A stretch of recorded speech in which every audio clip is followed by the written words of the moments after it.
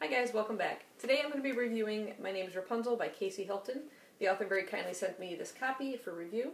She's of course the author of the middle grade series The Magic of Finkleton and also the adult standalone novel 90 Miles to Freedom.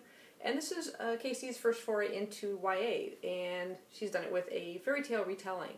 Now, to be quite honest, I didn't remember a whole lot about the Rapunzel story other than the obvious trappings of a witch, a curse, a girl trapped in a tower, and she has very, very long hair. That's about all I remembered of it.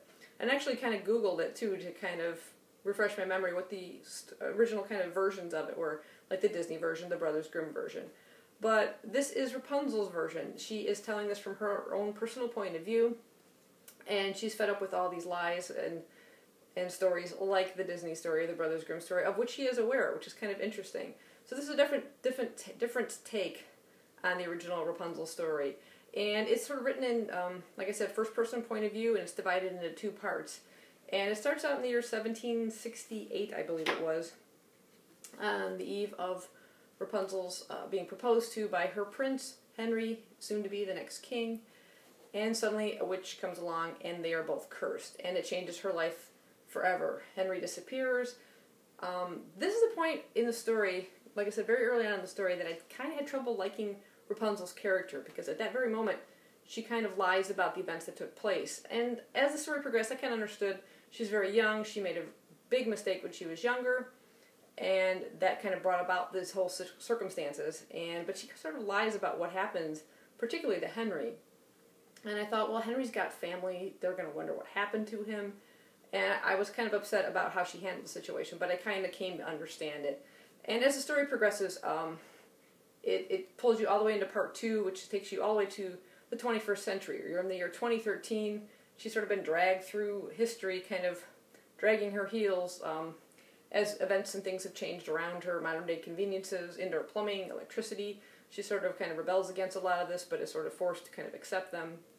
But all the time, she never kind of gives up her love for Henry. And she sort of shuts herself away from the rest of the world, also for fear of what they will think of her, or what they'll think of her, because of she never changes. So it was interesting and kind of sad, kind of a very sad life. There's a lot going on here that Casey has brought into it to really liven up the original fairy tale, and I just enjoyed every one of those moments. I don't really want to go into detail or any spoiler issues of those, but I thought it was fabulously written. I really, like I said, started to like the character of Rapunzel and really started to feel for her. I thought everything was wrapped up really well, had a great ending. I highly recommend this book. I was so happy to read it, and again, like I said, I didn't really know much about Rapunzel, but after having read the little synopsises of the original ones, this is such a better version of it. Yes, Rapunzel, you have a much more interesting story than the Brothers Grimm or Disney ever told, according to this one. So I definitely recommend this one, definitely recommend you pick up a copy of it. It's an absolutely gorgeous book too, by the way.